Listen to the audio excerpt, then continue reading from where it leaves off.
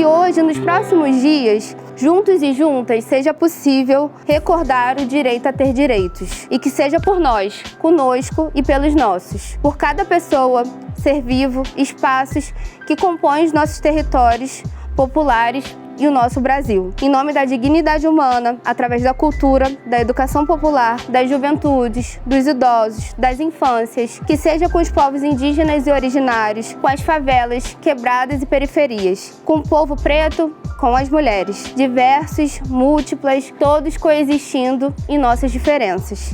Que os próximos dias sejam sementes, flores e frutos, em nome do bem viver, e que sigamos em diálogo, escutando ativamente pelo direito a ter direitos. Estou aqui representando as mulheres da Quebrada e no nosso território tem um grupo de mulheres que aprendem todos os dias lá e para a gente foi uma oportunidade muito boa ter essa mobilização. E a usina de valores só veio agregar mais ainda a nossa força, porque assim, é um trabalho de formiga. E basicamente eu conheci usina e usina chegou na minha vida e fez totalmente diferença, pois era uma coisa que eu não tinha tanta credibilidade, querendo ou não, eu sou uma jovem é assim, né gente, não peço perdão, mas enfim, eu senti que eu tinha poder, entendeu? Eu sei que minha fala tem poder, eu sei que tem engajamento. A gente vê então que a própria educação popular está se realizando, né? Cada apresentação que teve aqui no minuto que foi dada a cada um, né? Foi uma referência a essa maneira transformadora que é o estar no mundo para transformar o mundo. É uma honra imensa estar aqui com vocês dividindo essa mesa. E aí eu vim pensando muito que a primeira vez que eu escutei falar em direitos humanos, eu ouvi na minha casa, com a minha mãe. E eu me lembro muito dela conversando com meu pai em algum jornal de domingo, assim, que eles abriam muito e falavam sobre. E aí teve uma fala da minha mãe que foi: é impossível as pessoas não entenderem a importância de ter educação junto com direitos humanos. Então é muito importante de dizer que apesar dessa mesa que compõe aqui, do lugar que o Instituto compõe aqui, quem faz educação em direitos humanos é quem está no dia a dia dos seus territórios. Então são vocês que efetivamente fazem, constroem o que é educação popular em direitos humanos no cotidiano.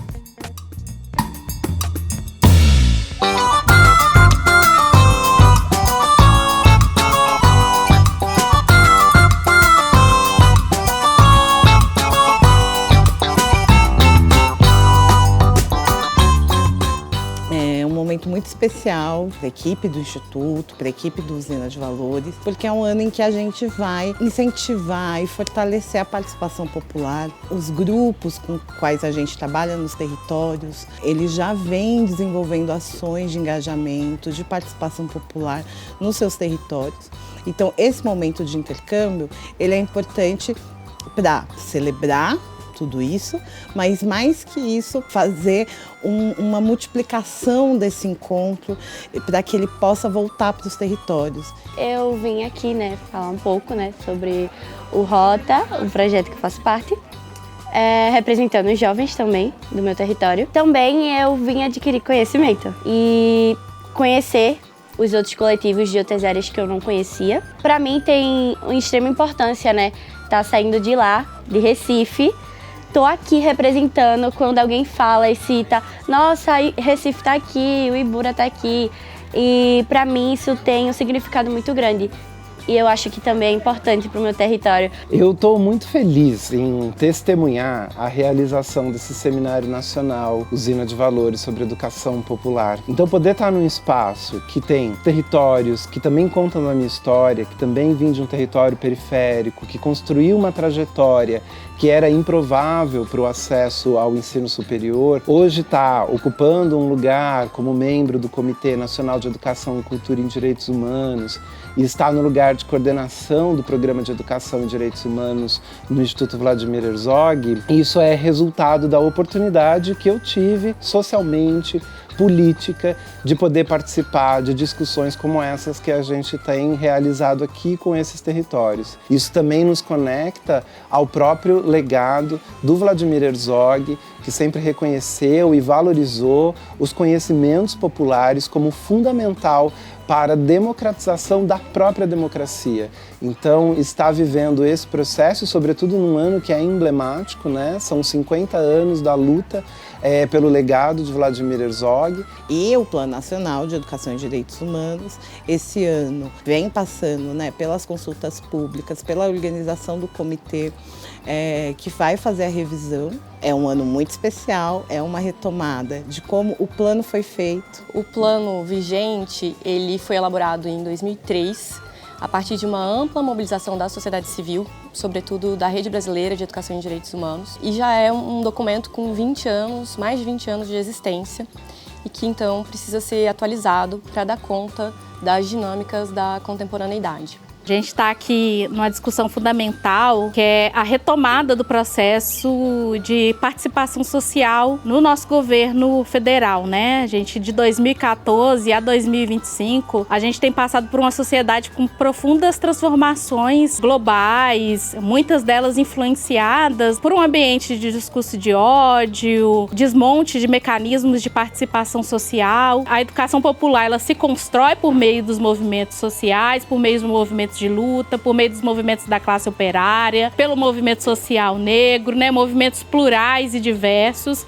que estão aí na sociedade disputando, né, diversas concepções e que impulsiona cada vez mais esse fortalecimento de uma sociedade cada vez mais democrática e participativa. Então, nosso compromisso aqui hoje é de fortalecer esse espaço de luta e de educação em direitos humanos.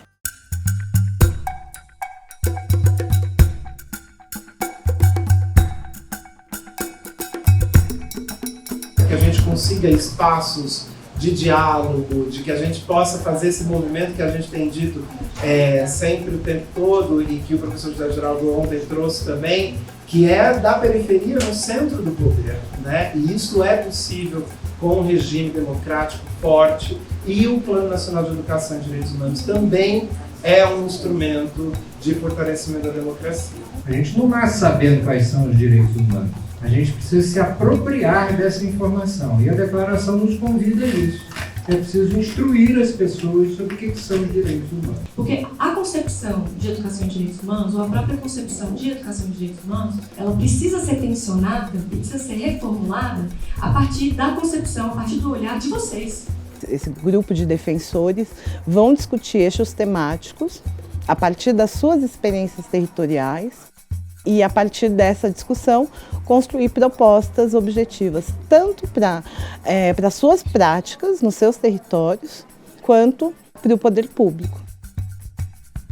E a gente fez um questionário para colher dados pela comunidade. Tipo, são coisas que muita gente passa, e outras pessoas que, tipo, Cauane passou por um negócio de, tipo, ficar com medo da casa dela cair. Eu não passei por isso porque eu não moro numa área de risco, mas muitas pessoas passaram por isso. Acho que existe uma troca de lugar do ideal, sabe? O objetivo mais não é efetivar uma política pública, é ser igual a influência que está ganhando rios de dinheiro e divulgando bet, né? Então, a juventude também não tem mais a vontade do poder popular. E quando a gente fala de uma saúde, de bem-estar no território, ela não está dentro da unidade. Ela está numa praça, ela está num campo de futebol, ela está numa caminhada que a gente pode fazer com a pessoa da terceira idade que está atrofiando dentro da sua casa. A gente está pensando em escala nacional, e para trazer justamente essa política que abranja, né, ali a individualidade de cada território, mas que também a gente tenha, né, pressupostos políticos que suportem todas essas mudanças que cada coletivo quer fazer no seu próprio território. Foi muito, muito, muito interessante escutar o que cada território enfrenta. São dificuldades diferentes, porém que envolvem e têm semelhanças em algumas coisas. Todo o trabalho coletivo, ele traz muito apoio, muita ajuda. Um vai aprendendo com outros, melhores ideias. Então isso ela foi compartilhada, foi resumido em partes mais essenciais. E descentralizar e desburocratizar o acesso aos recursos do Estado para a realização das ações. Então a gente tinha falado E aí foi até uma provocação da Márcia, né? A gente falou, ó, dá o dinheiro pra nós, que a gente já tá fazendo sem dinheiro, com dinheiro a gente vai fazer ainda melhor. E aí ela provocou a gente e falou assim, tá, mas e aí? Cadê? Vocês têm que, não pode deixar o poder público sem fazer nada, né? Ou só dar o dinheiro. Implantar cadastros de mapeamento de iniciativas e entidades locais. Fortalecer canais locais de parceria para a proposição de projetos, fóruns, redes e canais locais. Fomentar uma rede de apoio ao terceiro setor para regularização jurídica para acesso aos recursos públicos e ofertar capacitação em captação de recursos para a sociedade civil. Elaborar e implementar planos participativos de saneamento básico e ambiental para territórios periféricos. No caso, dando a todo mundo o saneamento básico, que é o que já devia ser direito, mas nós não temos obrigatoriedade, e um conhecimento ambiental sobre, por exemplo, plantações e, por exemplo, como cuidar das árvores ao seu redor para pessoas que não têm muita oportunidade. Vocês levaram a seríssimo a ideia de que isso precisava ser coletivo. Isso precisava ser uma construção do grupo e não individual de cada território. Eu acredito muito nesses encontros porque não é só troca de ideias, né, mas é renascimento de esperança, porque muitas vezes você está na sua comunidade achando que você está lutando sozinho. E quando você vem para encontros como esse e lugares como esse, que é Brasília, o centro do poder, traz para essas pessoas também uma questão da esperança, de dizer, olha, a gente pode, né? Porque antes, quem dizia que um grupo de educadores populares, de pessoas humildes, de uma favela, poderia estar em Brasília discutindo a melhoria do seu lugar? E é isso que este encontro, né, e esse seminário está proporcionando. Esses defensores, essas defensoras voltam para os seus territórios e a nossa expectativa é que com todo o processo formativo, né, que culmina no seminário, mas toda a construção que a gente fez coletivamente com eles, possam fazer com que esses grupos consigam se fortalecer nos seus territórios, se manter numa perspectiva de engajamento político. Então, que possa ser uma luta coletiva e permanente nos territórios onde a gente passou. Minha expectativa, né, da gente saindo aqui de Brasília, voltando lá para o coletivo, lá para o sítio de São Francisco, é que a gente colabore com a revisão desse plano, porque a gente até tendo na apresentação saber que existe esse sexto eixo de educação em direitos humanos e natureza, isso abrange muito do que está sendo a nossa luta no território. Eu acho que o seminário, ele, além, né, do lugar da discussão, do debate, né, sobre o plano de educação em direitos humanos, ele também possibilita, né, pode ser clichê, mas assim, a realização do sonho do encontro, né? Porque a gente, né, cada um trabalhando no seu território, com as suas demandas, com as suas realidades, com as suas articulações, as suas estratégias.